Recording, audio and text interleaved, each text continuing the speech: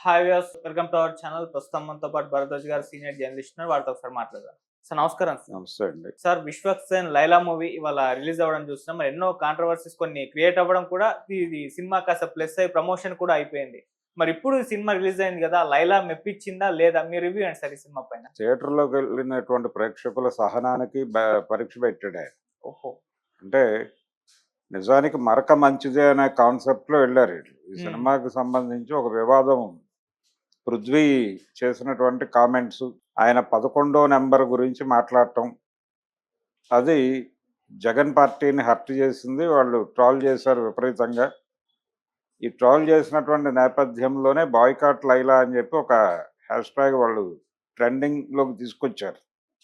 ఈ ట్రెండింగ్‌లోకి వచ్చిన సందర్భంగా ఆయన సారీ చెప్పాడు. విశ్వక్సేన్ తర్వాత నిర్మాత గారు కూడా సారీ చెప్పారు. కానీ అంటే సినిమాలో ఏదో కంటెంట్ ఉంది అని అనుకున్న వాళ్ళు నిజానికి బాయ్‌కాట్ లైలా అనేది అక్కర్లేదు. ఆ సినిమా అంటే బాయ్‌కాట్ లైలా అని అనటం వలన అదేదో గొప్ప సినిమాని వీళ్ళేదో కావాలని వాంటెడ్‌గా వివాదాస్పదం చేసి ఫ్లాప్ చేశారు అనే పద్ధతిలో అనుకోవచ్చు. కానీ అదేం లేదు సినిమాలో. హ్మ్.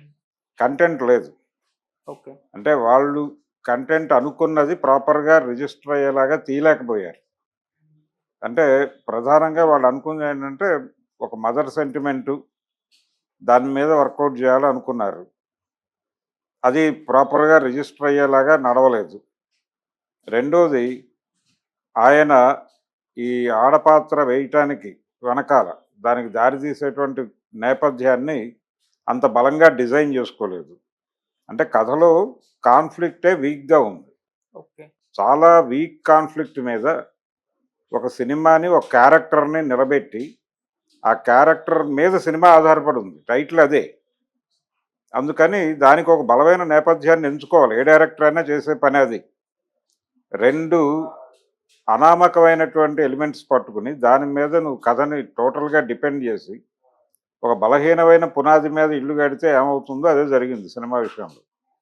అందుకని ఇంత కష్టపడి వైసీపీ వాళ్ళు చేసినటువంటి ప్రచారం కూడా వృధా అయిపోయింది.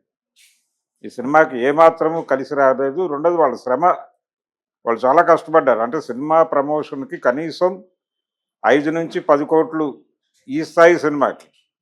విశ్వక్సేన్ లాంటి హీరో ఉన్న సినిమాకి పబ్లిసిటీకి 5 కోట్ల వరకు ఖర్చు పెట్టడం అనేది న్యాయం అని అనుకుంటున్నారు. కానీ ఈ సినిమాకి ఫ్రీగా చాలా పబ్లిసిటీ చేశారు వాళ్ళు. అంటే అనేక ఛానల్స్‌లో దీని మీద డిస్కషన్స్ నడిచినాయి. మనమే చాలాసార్లు మాట్లాడుకున్నాం. ఏమవుతుంది? ఇది కరెక్టా? కాదా? అని. అలాగే సినిమాని టార్గెట్ చేయటం జరుగుతోంది. అలా కాదు, ఆ నటుడిని టార్గెట్ చేయాలి తప్ప సినిమాని టార్గెట్ చేయకూడదు. సినిమాని బతికించాలి అనే అభిప్రాయం కూడా చాలామంది వ్యక్తం చేశారు. సినిమా మీద పాజిటివ్ ఒపీనియన్‌తోనే. కానీ ఎవరిని మెప్పించేదిగా సినిమా లేదు. ఎవరైతే ఇంత కష్టపడి ఆ సినిమాని ప్రొటెక్ట్ చేసుకుంటూ వచ్చారో వాళ్ళని కూడా ఇబ్బంది పెట్టే పద్ధతిలో సినిమా ఉంది. హ్మ్. అందుకని విశ్వక్సేన్ ఆ మధ్య కాలంలో 'అశోక్ వనంలో అర్జునుడు' అనే పద్ధతిలో టైటిల్ పెట్టి సినిమా చేశాడు. అవును. అది కొంత సెన్సిబిలిటీ ఉంది ఆ సినిమాకి. అంటే తన స్థాయికి తగిన సినిమాగా ఆయన భావించి ఉండకపోవచ్చు. కానీ ఈ మధ్య కాలంలో అతను చేసినటువంటి సినిమాల్లో కొంత సెన్సిబిలిటీ ఉన్న సినిమా అది. హ్మ్. ఆ తర్వాత 'గ్యాంగ్స్ ఆఫ్ గోదావరి' అని ఒక విఫల ప్రయత్నం నడిచింది. అవును. అది కూడా విఫల ప్రయత్నంగానే మిగిలింది. కష్టపడుతున్నాడు అతను. అంటే తనని తాను కొత్తగా ప్రజెంట్ చేసుకోవటానికి పడుతున్నటువంటి తాపత్రయం సబ్జెక్ట్ మీద పెట్టడం లేదు. రెండోది ఆయనకి 'ఫలక్నామా దాస్' టైంలోనే ఒక మూఢనమ్మకం ఏర్పడింది. హ్మ్. రొటీన్‌కి భిన్నంగా వెళ్ళాలి అనేది ఆ నమ్మకం. ఓకే. బాగానే ఉంది. మంచి నమ్మకమే అది.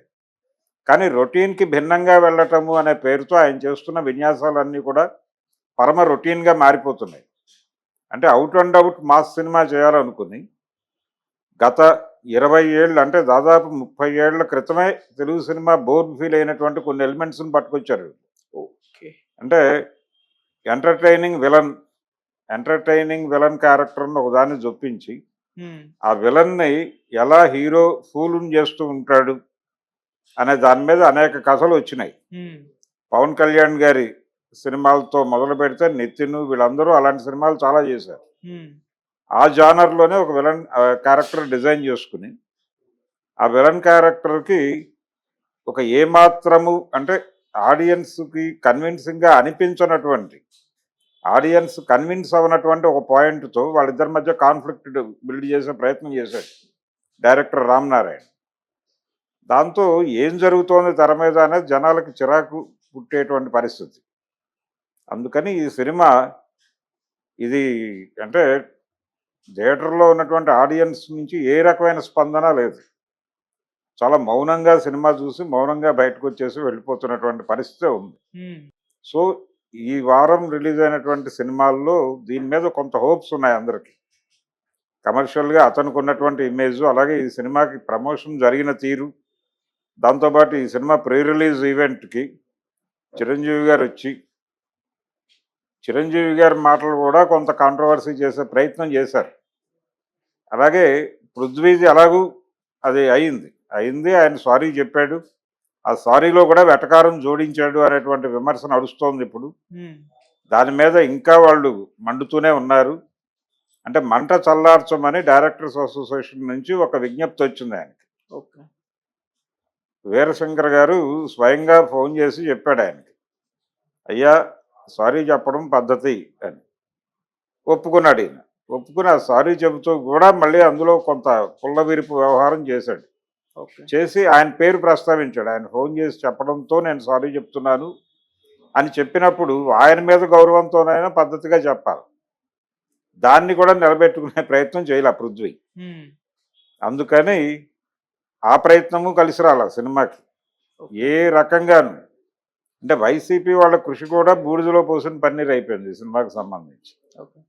అందుకని ఒక నిజంగా కంటెంట్ బాగుండుంటే వీళ్ళంతా ఏం చేసినా కంటెంట్ బాగుంటే సినిమా పెద్ద హిట్ అయ్యేది. జనాలు అంటే మీరు మొదటే ఈ సినిమాలో విశ్వక్సేన్ ఆడ పాత్రలో కనిపించబోతున్నాడు అని చెప్పారు. చెప్పి అదే విషయం సినిమాలో కూడా చెప్తే అలాగా ఆ క్యారెక్టర్ ఎందుకు ఎమర్జ్ అవుతోంది అనే దానికి ఒక బలమైన రీజన్ ఒకటి ఎస్టాబ్లిష్ చేసుకోవాలి కదా. సర్ప్రైజింగ్ ఎలిమెంట్స్ ఉండాలి కదా ఆ క్యారెక్టర్ డ్రైవ్లో. ఏమీ లేదు, చాలా ప్యాసివ్గా మనం వందలాది సినిమాల్లో చూసిన సన్నివేశాలే నడుస్తాయి. కనీసం మనకు ఒక పద్ధతి ఉండేది. ఇదివరకు హీరో ఒక లేడీ క్యారెక్టర్లో కనిపిస్తున్నాడంటే దాని వెనకాల ఒక బలమైనటువంటి ఒక సామాజిక అంశమో మరొకటో ఉంటుంది. ఆ కాన్ఫ్లిక్ట్ని ఆ లెవెల్లో డెవలప్ చేశారు. మేడం అనేటువంటి సినిమా విషయంలో కూడా సింగీతం శ్రీనివాసరావు గారు పడ్డ కష్టం అదే. ఇప్పటికీ మహిళా దినోత్సవం వస్తే ఆ సినిమాలో పాట ఒకటి ప్లే అవుతూ ఉంటుంది. సో ఆ లెవెల్లో ఏదన్నా ఒక సోషల్ ఇష్యూ అన్నా పట్టుకొని మీరు డ్రైవ్ చేయాలి. అది లేదు. పోనీ అతని పర్సనల్ లైఫ్లో ఉన్నటువంటి కాన్ఫ్లిక్టుల్లో ఆ పాత్ర చేయక తప్పని పరిస్థితి ఉందా, అనివార్యత అంటే అది లేదు. ఆ వేషం వేయకపోయినా ఆ సమస్యలు పరిష్కరించుకోగలడు అతను. అంత అంత ఈజీగా పరిష్కారం అయిపోతాయి. అంటే అతను ఆ ఆడపాత్ర వేయటం వలన అవేం పరిష్కారం కావు సినిమాలో కూడా. మరి ఎందుకు వేసాడు అంటే డైరెక్టర్ గారి దగ్గర కూడా సమాధానం లేదు. అంత డొల్లగా సినిమా ఉంది. అంత డొల్లగా సినిమా తీసి ఇది చూడండి అంటే ఎలా చూస్తారు జనాలు? ఒకవైపు థియేటర్కి జనాలు రావట్లేదని గొడవ చేస్తారు. థియేటర్లకు వెళ్తేనేమో ఇలాంటి కంటెంట్ చూపిస్తారు. కంటెంట్ విషయంలో కొంత శ్రద్ధ పెట్టాలి కదా. ఆ శ్రద్ధ మిస్ అవుతోంది. ఎంతసేపు హడావిడి చేసేసి, అలాగే యూత్కి కనెక్ట్ అవ్వాలి అనే పేరుతో కొన్ని డబుల్ మీనింగ్ డైలాగులు కూడా నడిపారు సినిమాలో. అవి కూడా చిరాకు పుట్టించినాయి. జనాలు రొటీన్గానే ఫీల్ అయ్యారు. ఎందుకంటే ఆల్రెడీ రకరకాల మాధ్యమాల్లో ఇంతకంటే హై డోస్లో నడుస్తున్నాయి. కాబట్టి వాటిని మ్యాచ్ చేయలేరు మీ స్క్రీన్ మీద. అది మీ వల్ల కాదు అనేది ఆల్రెడీ ప్రూవ్డ్. మళ్ళీ దాని మీద ప్రయత్నం ఎందుకు? దాని మీద మళ్ళీ కొంత కసరత్తు చేయటం, ఈ గోల ఇవి అక్కర్లేదు కదా.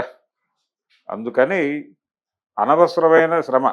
ఆ సినిమా తీయటం వాళ్ళకి అనవసరమైన శ్రమ, చూడటం అనేది ప్రేక్షకులకు కూడా అనవసరమైన శ్రమగా మారిపోయింది. ఇది ఈరోజు రిలీజ్ అయినటువంటి లైలా అనే విశ్వక్సేన్ సినిమా చూసిన తర్వాత నాకు అనిపించిన విషయం. సార్ కాంట్రవర్సీ క్రియేట్ చేసిన 11,150కి సంబంధించిన ఏమన్నా సీన్ ఉందా సార్? సీన్ ఏం లేదు. అతన్ని పట్టుకొచ్చి ఆ కేసులో పడేస్తారు. ఒక గొడవలో విలన్కి అతనికి జరిగినటువంటి ఒక గొడవలో అతను తీసుకొచ్చి అందులో పడేస్తారు. పడేసిన తర్వాత ఆ సీన్లో నటించిన అనుభవం చెప్పాడు ఆయన వేదిక మీద. పంచుకుంటూ అక్కడేవో గొర్రెలు ఉంటాయి, మేకలు ఉంటాయి, దానిలో నువ్వు ఉండాలని చెప్పారు. సరే అన్నాను. లోపలేవో 150 గొర్రెలు ఉన్నాయన్నారు, అవదన్నారు, ఇదన్నారు. తీరా బయటకొచ్చి చూస్తే 11 గొర్రెలే ఉన్నాయని అనవసరమైనటువంటి ఒక కాంట్రవర్సీని క్రియేట్ చేశాడు. ఓకే. ఈ కాంట్రవర్సీ జరుగుతుండగా మేము అక్కడ లేము, చిరంజీవి గారిని రిసీవ్ చేసుకోవడానికి వెళ్ళాము అని హీరో గారు, ప్రొడ్యూసర్ గారు చెప్పారు. కానీ చిరంజీవి గారు అప్పటికే లోపలికి ఎంటర్ అయ్యారు అనేది ఒకటి ఎస్టాబ్లిష్ చేస్తున్నారు ఇప్పుడు. చిరంజీవి గారి సమక్షంలోనే వాంటెడ్గా ఆయన అటెన్షన్ని గ్రాప్ చేయాలి అనేటువంటి ఉద్దేశంతోనే పృథ్వీ ఈ డైలాగులు చెప్పాడు. అంటే చిరంజీవి అటెన్షన్ని గ్రాప్ చేయడం ద్వారా పవన్ కళ్యాణ్ ప్రాపకంలోకి వెళ్ళటం అనేది వ్యూహం. అందులో భాగంగానే ఆయన వైసీపీని టార్గెట్ చేస్తూ ఈ డైలాగులు వేశాడు.